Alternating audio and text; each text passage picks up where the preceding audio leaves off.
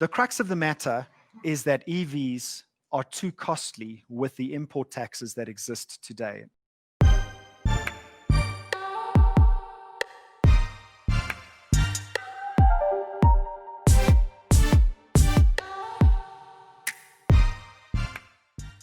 Well, welcome back, everybody, and thanks for sticking around. For those of you who were not with us earlier, Ben and I spoke about the survey results and how South Africans are ready to adopt EVs. And some of that's going to come out in this session as well.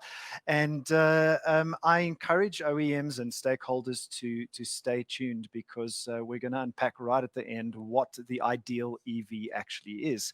And so without further ado, the reality is that we're fast moving towards electric vehicles the planet across. And South Africa risks being left behind in the ICE age, because Europe is moving there very quickly, and the future adoption curve is steepening. What does that mean? We have a drop-dead date. There could be a fork in the road, and another track may develop if we don't adopt EVs in South Africa. Because let's be frank, we are not a car designing nation. We are a car assembly nation, which means that we sit in the lap of Europe, China, and other countries that we get either EV vehicles imported from, or that we get EV parts to assemble from. So there is this fork in the road coming, and some of those challenges that we face in that fork in the road is the initial investment. The longer we take to adopt EVs as a consumer and as a trade or industry, the more expensive it might become to adopt EVs in the long run as that curve steepens, because remember, there is going to be an end date. And then once the EU regulations switch to only accepting EVs, we can't accept new cars anymore, or should I say, we can't export new cars anymore to the other countries in Europe. The future steepening adoption curve, as we were speaking about, means that new car exports won't happen from South Africa unless we adopt manufacturing EVs in South Africa. And those deadlines are set. There is going to be a global ban at some point on ICE vehicles, and some nations have set that date to 2035. But there's good news. Fortunately, the prospect of South African adoption is good, and I'm going to tell you some of the reasons why. But first, to say that of AutoTrader's 45 million searches a month that get conducted by in-market car shoppers across about 8 million visits each month, we have substantial data, and we slice and dice and analyze that data just like the data you see in the earlier session with the EV buyer survey. And this provides us insights into what consumers are doing, what they're shopping for, and what their appetite is. On top of that, we did the EV buyer survey with more than 3,000 respondents. And what we noticed is that just like the pandemic, AutoTrader sees revealing trends that consumers move incredibly quickly when it comes to the car market. We saw trends shift incredibly fast from the end of March all the way through to now September. And those shifting trends was a shift in buyer behavior. So I have no doubt that the moment the EV world is stimulated in South Africa, we are going to see consumers respond relatively quickly. So the EV appetite is good in South Africa, and we have to ask ourselves the question, what do consumers want? Do they want EVs? And the answer is clearly yes, because 68% of consumers say they want to buy an EV, although 1.8% of consumers have ever owned an EV. With just over 13% of consumers having ever driven an EV or experienced an EV. And South Africa is also searching for EVs that don't exist. So on AutoTrader's platform, we find that consumers are searching for a Toyota Hilux EV. That EV doesn't exist in South Africa, but it shows the appetite for electric vehicles. 38% of respondents aged 35 to 54 are also looking to buy an EV within the next 3 years. That is around the corner. And I think if we blink our eyes, 3 years would have gone by. And have we made ourselves ready as an industry and as consumers for the EV future? Another concern with South African consumers is charging infrastructure. Little known fact by consumers is that a charging infrastructure actually exists. Charging points between 100 and 200 kilometers of each other exist on all our major highways. Within our metro areas in Cape Town, Durban, and Johannesburg, consumers never have to travel more than about 20 kilometers to find a charge point. But it's not about charging stations. It's about lifestyle and behavior change by consumers. Internationally, there is one charging station for every 20 EVs. In South Africa, there's one charging station for every 4 EVs.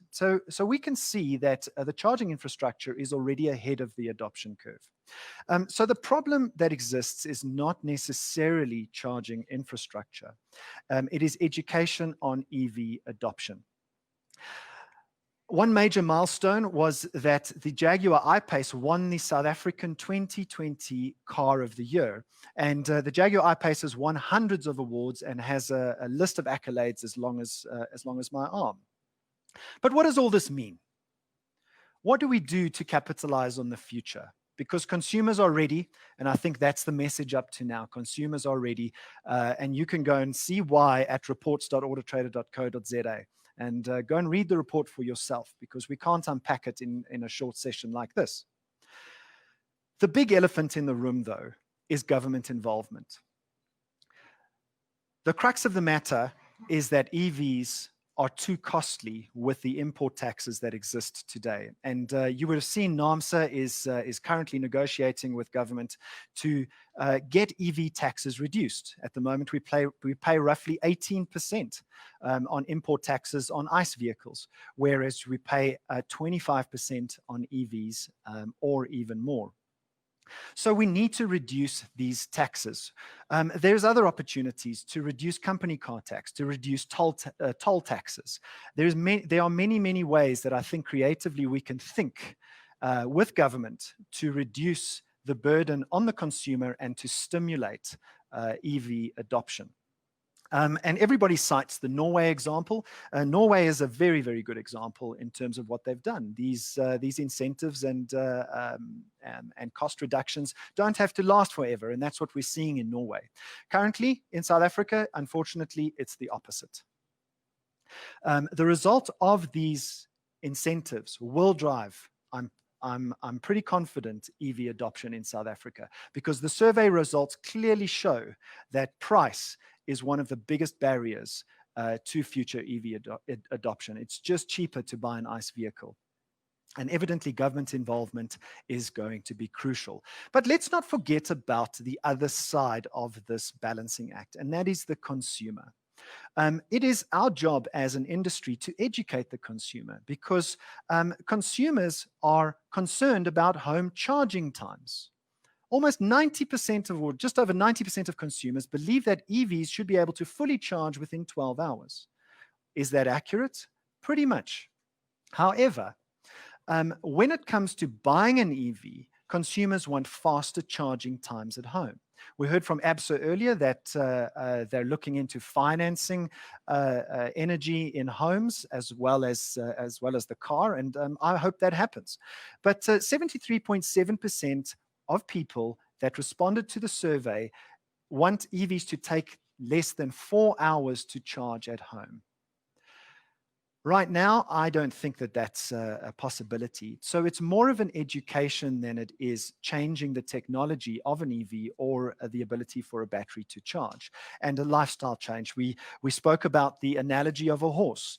Every time we get home, what do? More than likely plug in our mobile phones. We more than likely have to plug in our EVs at the same time and have the EV ready for the next morning. When it comes to public infrastructure and charging, this same pattern emerges, which is consumers expect EVs to charge. 74% of consumers expect EVs to fully charge in under 1 hour in public fast charging stations. And 45% of consumers expect EVs to charge in less than 30 minutes in fast charging stations. I don't know if that's possible, and maybe it's really just a marketing challenge. When it comes to range anxiety, 45.9% of respondents in our survey believe that the average EV delivers up to 300 kilometers. Consumers seem to have this range anxiety based on their perceptions of running out of battery charge. But all of us, me included, only travel 30, 40, maybe 50 kilometers on a single trip to the office and back, and then maybe on holiday to Durban or Cape Town. So is this a range anxiety problem that is real, or is it really just a marketing and education gap? So let's look at what the survey results told us about what the perfect EV really is. And the perfect EV is a car priced under 500,000 Rand that can do at least 500 kilometers. The Jaguar I-Pace is almost there. Has full home charging in under 12 hours. Has full public charging in under 30 minutes.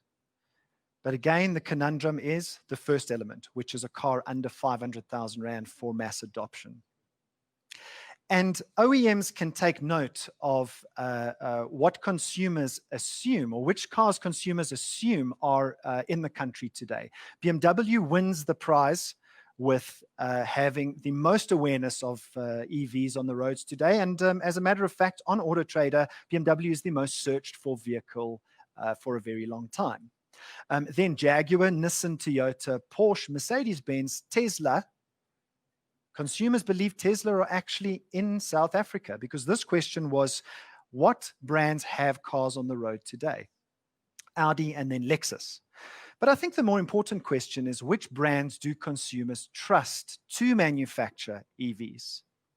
And interestingly enough, while BMW comes out tops again, Tesla comes out second. So if we do manage to get the taxes reduced in South Africa, Elon Musk may just bring EVs or Teslas to South Africa, and we could see adoption of Teslas. But what's interesting is our other top brands are also there, like Mercedes-Benz, Toyota, which is, if you look at the rest of Africa, Toyota has painted Africa red.